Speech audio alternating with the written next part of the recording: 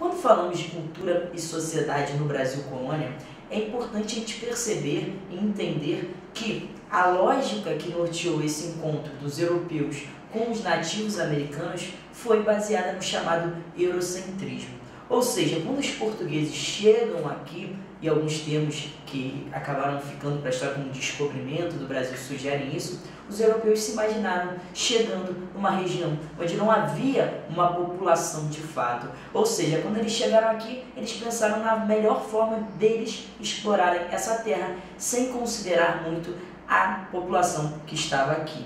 Tanto é que quando a gente fala da relação dos portugueses com os nativos, a gente pensa logo na lógica da catequização, ou seja, são povos que não têm uma religião de fato, são povos que ainda não tiveram contato com a civilização e por isso os portugueses chegaram aqui para trazer a cultura europeia, a cultura superior para eles. A gente já viu também que isso vai acabar gerando um processo de assimilação cultural. Tanto é que até hoje na nossa cultura brasileira nós temos influências não só dos nativos indígenas e dos portugueses, como dos africanos, que por muitos anos foram escravizados aqui no Brasil. E para além disso, é importante a gente entender que na sociedade colonial havia uma hierarquização muito rígida, ou seja, você tinha um português como o mais poderoso, mais privilegiado nesse cenário colonial, enquanto indígenas e africanos não tinham todo esse espaço na sociedade. Uma das formas que a gente tem de atestar isso é exatamente nas cerimônias de sepultamentos, que vai ser o tema da nossa próxima questão. E esses sepultamentos nos remetem a uma questão bastante recente, quando em 1996, uma família ali da Gamboa, no centro do Rio, na região portuária do Rio, ao fazer obras em sua casa, acabou descobrindo um verdadeiro acervo arqueológico encravado embaixo da sua construção, o que deu origem ao atual Instituto dos Pretos Novos, que é uma referência ao cemitério dos Pretos Novos, que existia na época do Brasil colonial. Ou seja, os africanos que eram trazidos pelos tumbeiros, pelos navios negreiros para o Brasil, que eram convertidos ainda nos navios ao cristianismo, mas que morriam nessa travessia do Atlântico, quando chegavam aqui no Brasil, eles eram jogados nessa região à flor da terra, ou seja, eram jogados de qualquer jeito nesse terreno baldio, digamos assim, onde eram jogados os lixos da sociedade carioca da época também. Ou seja, a forma com que se sepultavam as pessoas no Brasil colônia reflete um pouco essa relação hierárquica. Por exemplo, as pessoas mais nobres, os portugueses e seus descendentes, muitas vezes ocupavam locais privilegiados próximos aos altares das igrejas. Se você for a qualquer igreja colonial, hoje em dia, você vai ver que tem espaços de túmulos embaixo da igreja e os mais importantes ficavam em regiões mais próximas ao altar.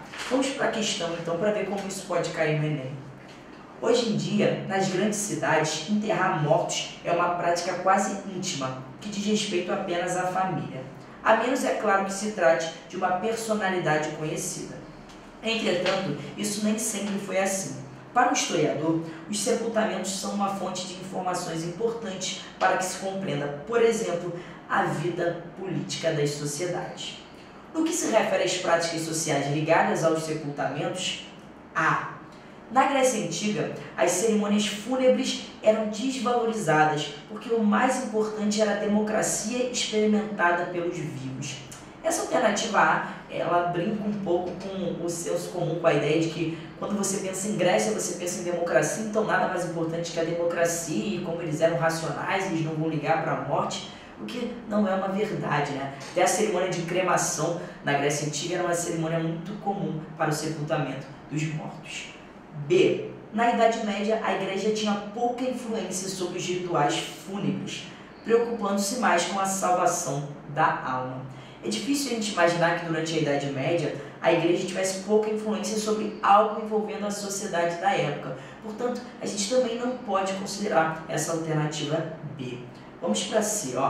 No Brasil colônia, o sepultamento dos mortos nas igrejas era regido pela observância da hierarquia social.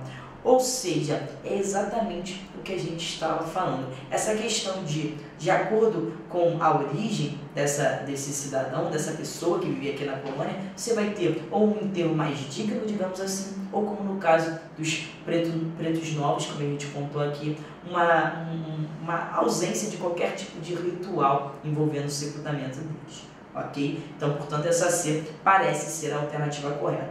Vamos para a próxima. Na época da Reforma, o catolicismo condenou os excessos de gastos que a burguesia fazia para sepultar seus mortos. Também não é uma verdade quando a gente lembra que o próprio catolicismo nessa época era acusado de ser muito gastador, luxurioso, digamos assim. Ou seja, os próprios católicos gastavam muito dinheiro em cerimônias de sepultamento, em especial de pessoas importantes. No período posterior à Revolução Francesa, devido às grandes perturbações sociais, abandona-se a prática do luto. Também é um exagero falar que não vai ter mais luto a partir da Revolução Francesa. Ok? Portanto, o gabarito é letra C.